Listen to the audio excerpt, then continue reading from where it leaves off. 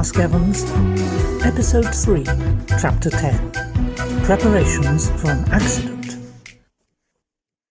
A week later, Bobby had joined Badger in London. He'd received several enigmatical communications from Frankie, most in such an illegible scrawl that he was quite unable to do more than guess at their meaning. However, their general purport seemed to be that Frankie had a plan and that he, Bobby, was to do nothing until he heard from her. This was as well, for Bobby would certainly have had no leisure to do anything, since the unlucky Badger had already succeeded in embroiling himself and his business in every way ingenuity could suggest, and Bobby was kept very busy disentangling the extraordinary mess his friend seemed to have got into. Meanwhile, the young man remained very strictly on his guard. The effect of 8 grains of morphia was to render their taker extremely suspicious of food and drink, and had also induced him to bring to London a service revolver, the possession of which was extremely irksome to him. He was just beginning to feel that the whole thing had been an extravagant nightmare, when Frankie's Bentley roared down the mews and drew up outside the garage. Bobby, in grease-stained overalls, came out to receive it. Frankie was at the wheel, and beside her sat a rather gloomy-looking young man. "Hello, Bobby. This is George Arbuthnot. He's a doctor, and we shall need him." Bobby winced slightly as he and George Arbuthnot made faint recognitions of each other. "Are you sure we're going to need a doctor?" he asked. "Aren't you being a bit pessimistic?" "I didn't mean we should need him in that way. I need him for a scheme that I've got on. Look here, is there anywhere we can go and talk?" Bobby looked round. "There's my bedroom." "Excellent." She got out of the car, and she and George Arbuthnot followed Bobby up some outside steps and into a microscopic bedroom. "I don't know," said Bobby, looking around dubiously, "if there is anywhere to sit." There was not. The only chair was loaded with, apparently, the whole of Bobby's wardrobe. "The bed will do." She plumped down on it. George Arbuthnot did the same, and the bed groaned protestingly. "I've got everything planned out. To begin with, we want a car. One of yours will do." "You mean you want to buy one of our cars?" "Yes." "That's really very nice of you, Frankie. But you needn't. I really do draw the line at sticking my friends." "You've got it all wrong. It isn't like that at all. I know what you mean. It's like buying perfectly appalling clothes and hats from one's friends who are just starting in business. A nuisance, but it's got to be done. But this isn't like that at all. I really need a car." "What about the Bentley?" "The Bentley's no good." "You're mad." "No, I'm not. The Bentley is no good for what I want it for." "What's that?" "Smashing it up." "Oh, no." Bobby groaned and put a hand to his head. "I don't seem very well this morning." George Arbuthnot spoke for the first time. His voice was deep and melancholy. "She means that she's going to have an accident." "How does she know?" "Somehow or other, we seem to have started wrong. Now just listen quietly, Bobby, and try to take in what I'm going to say. I know your brains are practically negligible, but you ought to be able to understand if you really concentrate. I am on the trail of Bassington French." "Hear, hear." "Bassington French, our particular Bassington French, lives at Merroway Court in the village of Staveley in Hampshire. Merroway Court belongs to Bassington French's brother, and our Bassington French lives there with his brother and his wife." "Whose wife?" "The brother's wife, of course. That isn't the point. The point is, how are you and I, or both of us, going to worm ourselves into the household? I've been down and reconnoitred the ground. Staveley's a mere village. Strangers arriving there to stay would stick out a mile. It would be the sort of thing that simply isn't done. So I've evolved a plan. This is what is going to happen. Lady Frances Derwent, driving her car more recklessly than well, crashes into the wall near the gates of Merroway Court. Complete wreckage of the car. Less complete wreckage of Lady Frances, who is carried to the house suffering from concussion and shock, and must emphatically not be moved." "Well, who says so?" "George. Now you see where George comes in.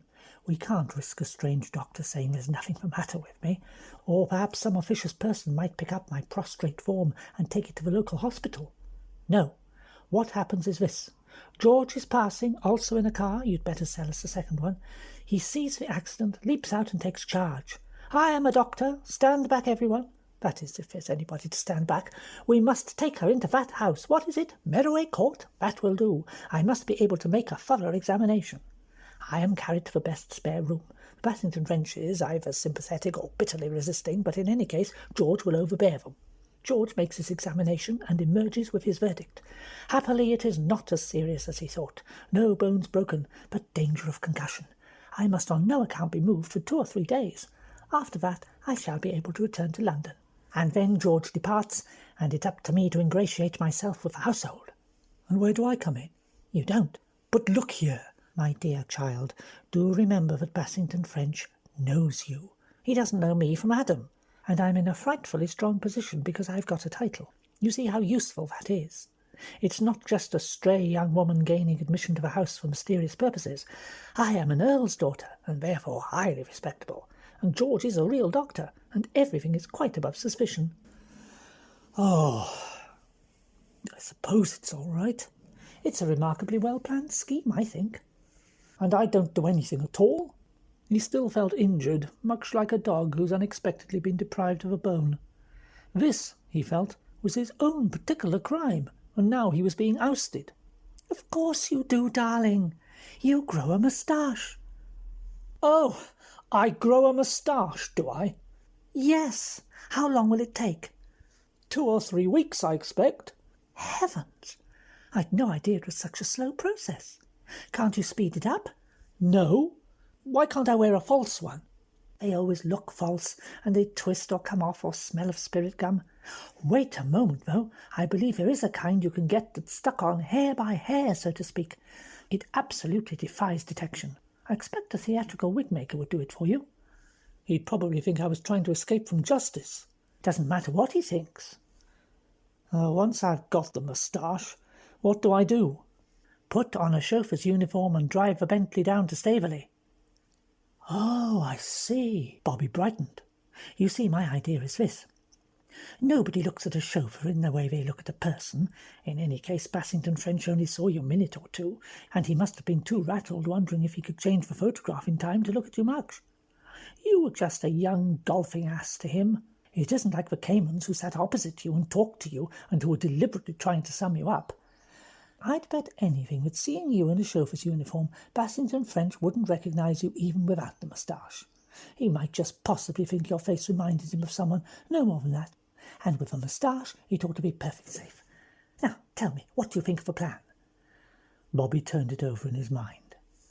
To tell you the truth, Frankie, he said generously, I think it's pretty good. In that case, let us go and buy some cars. I say, I think George has broken your bed. Doesn't matter. It was never a particularly good bed.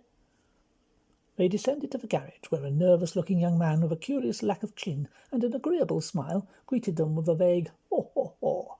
His general appearance was slightly marred by the fact that his eyes had a distinct disinclination to look in the same direction.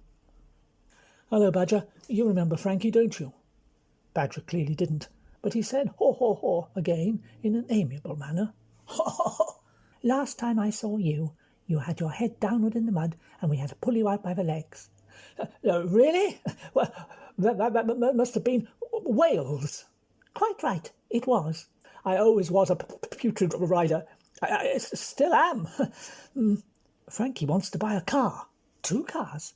George has got to have one too. He's crashed his at the moment. We can hire him one. Oh, come and look at what we've got in stock. They look very smart, said Frankie, dazzled by lurid hues of scarlet and apple green. They look all right, said Bobby darkly. Well, that's a remarkably good value in a second-hand Chrysler. No, not that one. Whatever she buys has got to have at least 40 miles. Badger cast his partner a look of reproach. The Standard's pretty much on its last legs, but I think it would get you there, just. The Essex is a bit too good for the job. She'd go at least 200 before breaking down. All right, I'll have the Standard. Badger drew his colleague a little aside. What do you think about the price? I don't want to stick a friend of yours too much. £10? £10 is all right, said Frankie, entering the discussion. I'll pay it for you now. Who is she really? Asked Badger in a loud whisper. Bobby whispered back. First time I ever knew anyone with a title who could pay cash, said Badger with respect. Bobby followed the other 2 out to the Bentley. When is this business going to take place? He demanded. The sooner the better. We thought tomorrow afternoon. Look here, can't I be there? I'll put on a beard if you like. Certainly not. A beard would probably ruin everything by falling off at the wrong moment. But I don't see why you shouldn't be a motorcyclist, with a lot of cap and goggles. What do you think, George? Oh, all right. The more the merrier. His voice was even more melancholy than before. Chapter 11. The Accident Happens. The rendezvous for a great accident party was fixed at a spot about a mile away from Staveley village, where the road to Staveley branched off from the main road to Andover. All three arrived there safely, though Frankie's standard had shown unmistakable signs of decrepitude at every hill. The time fixed had been 1 o'clock. "We don't want to be interrupted when we're staging the thing," Frankie had said. "Hardly anything ever goes down this road, I should imagine, but at lunchtime we ought to be perfectly safe." They proceeded for half a mile on the side of the road, and then Frankie pointed out the place she'd selected for the accident to take place. "It couldn't be better, in my opinion. Straight down this hill, and then, as you see, the road gives a sudden, very sharp turn around that bulging bit of wall.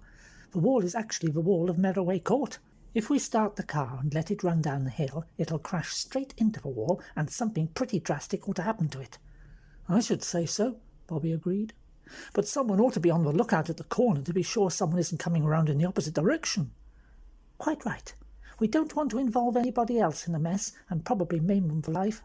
George can take his car down there and turn it as though he was coming from the other direction. Then, when he waves a handkerchief, it'll show all is clear." "You're looking very pale, Frankie. Are you sure you're all right?" "I'm made up pale, ready for the concussion. You don't want me to be carried into the house blooming with health." "How wonderful women are. You look exactly like a sick monkey." "I think you're very rude. Now, I shall go and prospect the gate of Merroway Court. It's just this side of the bulge. There's no logs, fortunately. When George waves his handkerchief and I wave mine, you start her off." "Right. I'll stay on the running board to guide her until the pace gets too hot, then I'll jump off." "Don't hurt yourself." "I shall be extremely careful not to. It would complicate matters to have a real accident on the same spot as a faked one." "Well, start off, George." George nodded, jumped into the second car, and ran slowly down the hill. Bobby and Frankie stood looking after him. "You look after yourself, won't you, Frankie? I mean, don't go doing anything foolish." "I'll be all right. Most circumspect. By the way, I don't think I'd better write to you direct. I'll write to George or my maid or someone, and they can pass it on to you." "I wonder if George is going to be a success in his profession." "Why shouldn't he?" "Well, he doesn't seem to have acquired a chatty bedside manner yet." "Oh, I expect that will come. I'd better be going now. I'll let you know when I want you to come down with a Bentley." "I'll get busy with a moustache." "So long, Frankie." They looked at each other for a moment, and then Frankie nodded and began to walk down the hill. George had turned the car and then backed it round the bulge. Frankie disappeared for a moment and then reappeared in the road, waving a handkerchief. A second handkerchief waved from the bottom of the road at the turn. Frankie put the car into third gear, then, standing on the footboard, he released the brake. The car moved grudgingly forward, impeded by being in gear. The slope, however, was sufficiently steep. The engine started, the car gathered way, Bobby steadied the steering wheel, and at the last possible moment he jumped off. The car went on down the hill and crashed into the wall with considerable force. All was well. The accident had taken place successfully. Bobby saw Frankie run quickly to the scene of the crime and plop down amid the wreckage.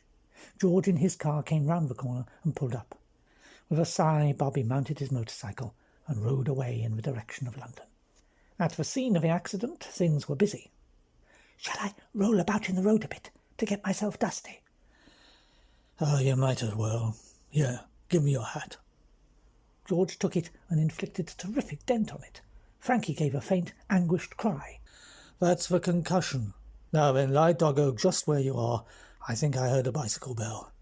Sure enough, at that moment, a boy of about 17 came whistling round the corner. He stopped at once, delighted with the pleasurable spectacle that met his eyes. "Ah!" he ejaculated. "Has there been an accident?" "No," said George sarcastically. "The young lady ran her car into the wall on purpose."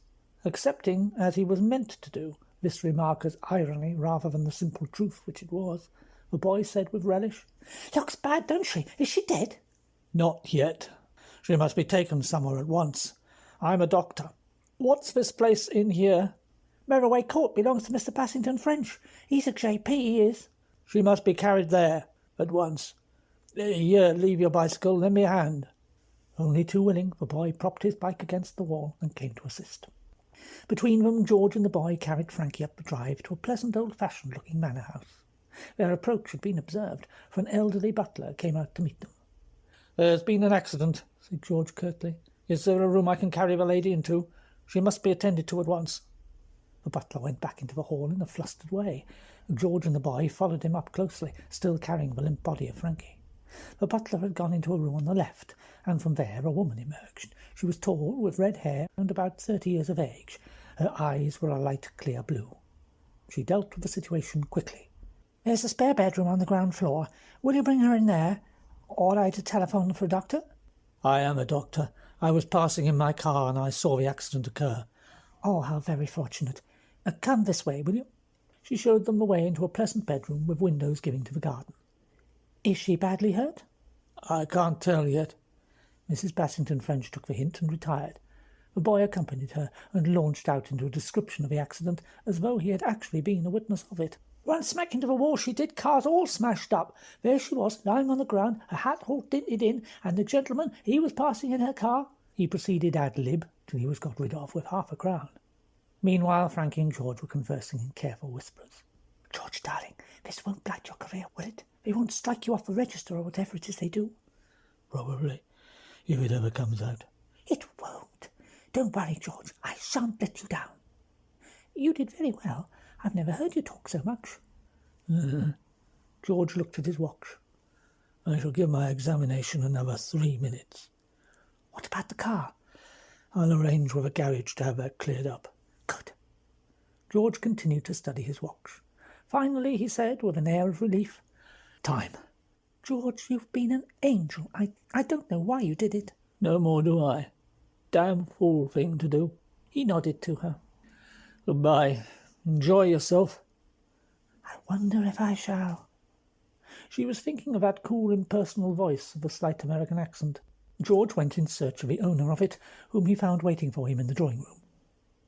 "Well, I'm glad to say it's not as bad as I feared. Concussion very slight and already passing off. She ought to stay quietly where she is for a day or two, though. She seems to be Lady Frances Derwent." "Oh, fancy. Then I know some cousins of hers, the Draycotts, quite well." "I don't know if it's inconvenient for you to have her here, but if she could stay where she is for a day or two—" Here George paused. "Oh, of course, that'll be quite all right, Dr. Arbuthnot. By the way, I'll see to the car business. I shall be passing a garage." "Oh, thank you very much, Dr. Arbuthnot. How very lucky you happen to be passing. I suppose a doctor ought to see her tomorrow just to make sure how she's getting on." "Don't think it's necessary. All she needs is quiet." "I should feel happier, and her people ought to know." "I'll attend to that. And as to the doctoring business, it seems she's a Christian Scientist and won't have doctors at any price. She wasn't too pleased at finding me in attendance." "Oh, dear." "But she'll be quite all right. You can take my word for it." "If you really think so, Dr. Arbuthnot." "I do. Goodbye. Dear me, I left one of my instruments in the bedroom." He came rapidly into the room and up to her bedside. "Frankie, you're a Christian Scientist. Don't forget." "But why—" "I had to do it. Only way." "All right. I won't forget." Chapter 12. In the Enemy's Camp. "Well, here I am," thought Frankie, "safely in the enemy's camp. Now it's up to me." There was a tap on the door, and Mrs. Bassington French entered. Frankie raised herself a little on her pillows. "I'm so frightfully sorry," she said in a faint voice, "causing you all this bother." "Nonsense!" Frankie heard anew the cool, attractive, drawling voice with a slight American accent, and remembered that Lord Marchington had said that one of the Hampshire Bassington Frenches had married an American heiress. "Dr. Arbuthnot says you will be quite all right in a day or two, if you just keep quiet." Frankie felt she ought at this point to say something about error or mortal mind, but was frightened of saying the wrong thing. "He seems nice. He was very nice." He seemed a most capable young man. It was very fortunate that he happened to be passing. Yes, wasn't it? Not, of course, that I really needed him. You mustn't talk.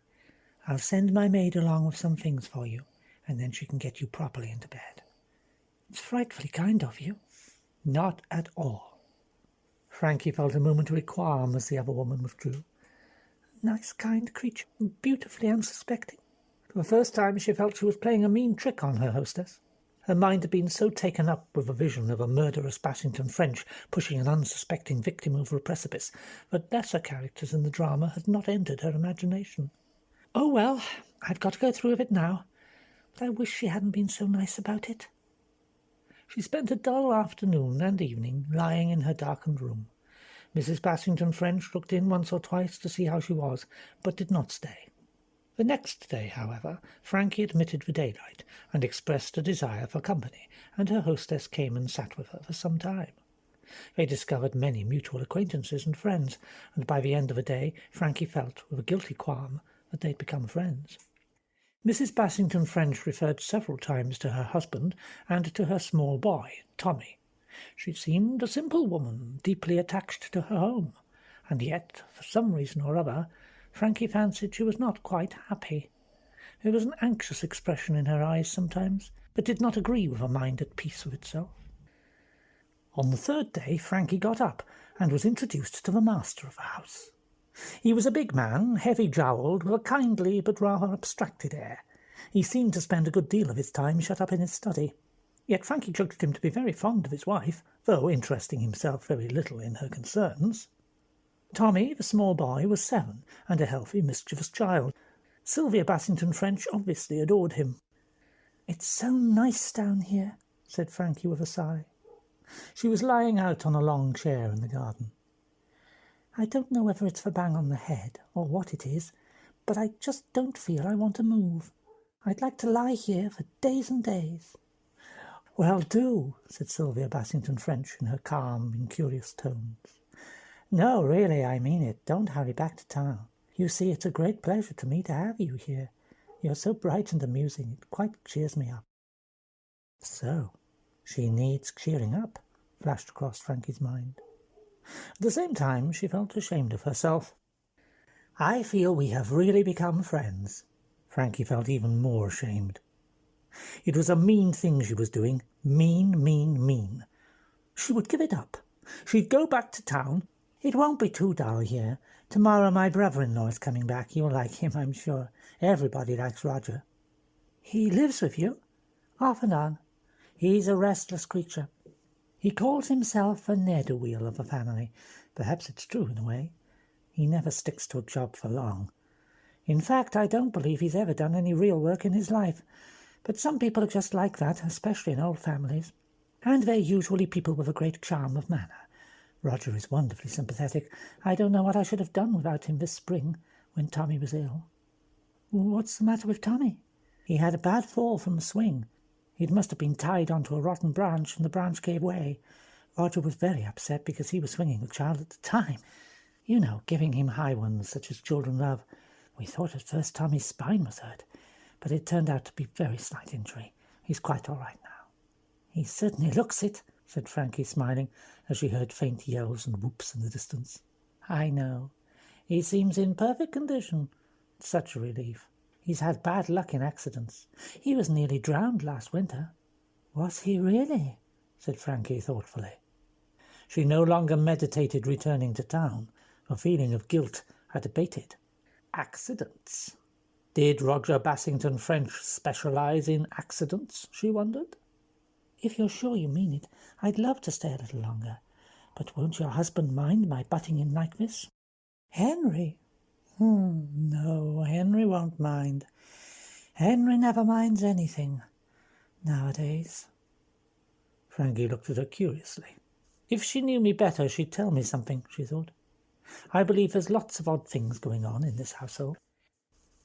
Henry Bassington French joined them for tea, and Frankie studied him closely. There was certainly something odd about the man.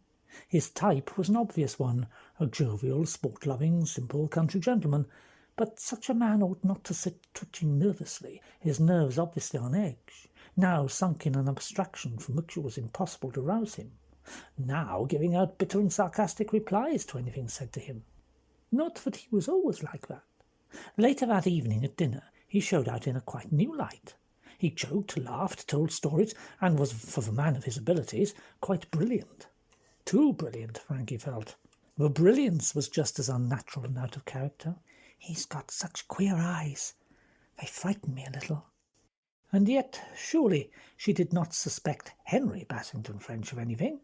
It was his brother, not he, who had been in Marchbolt on that fatal day. As to the brother, Frankie looked forward to seeing him with eager interest. According to her and to Bobby, the man was a murderer. She was going to meet a murderer, face to face. She was momentarily nervous. Yet, after all, how could he guess? How could he in any way connect her with a successfully accomplished crime? "You're making a bogey for yourself out of nothing," she said to herself. Roger Bassington French arrived just before tea on the following afternoon. Frankie did not meet him till tea-time. She was still supposed to rest in the afternoon. When she came out on the lawn where tea was laid, Sylvia said, smiling, "Here's our invalid. This is my brother-in-law, Lady Frances Derwent." Frankie saw a tall, slender young man of something over 30, with very pleasant eyes, and although she could see what Bobby meant by saying he ought to have a monocle and a toothbrush moustache, she herself was more inclined to notice the intense blue of his eyes.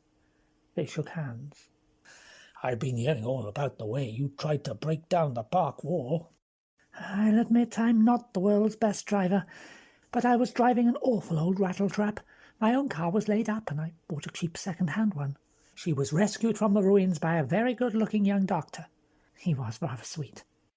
Tommy arrived at this moment and flung himself upon his uncle with squeaks of joy. "Have you brought me a Hornby train? You said you would. You said you would." "Oh, Tommy, you mustn't ask for things," said Sylvia. "That's all right, Sylvia. It was a promise. I've got your train all right, old man. Isn't Henry coming to tea?" "I don't think so. He isn't feeling awfully well today, I imagine." "Oh, Roger, I'm glad you're back." He put his hand on her arm for a minute. "That's all right, Sylvia, old girl." After tea, Roger played trains with his nephew. Frankie watched them, her mind in a turmoil. Surely this was not the sort of man to push people over cliffs. This charming young man could not be a cold-blooded murderer. But then, she and Bobby must have been wrong all along. Wrong, that is, about this part of it. She felt sure now that it was not Bassington French who pushed Pritchard over the cliff. Then who was it? She was still convinced he'd been pushed over, but who had done it? And who had put the morphia in Bobby's beer? With the thought of morphia, suddenly the explanation of Henry Bassington French's peculiar eyes came to her, with their pinpoint pupils. Was Henry Bassington French a drug fiend?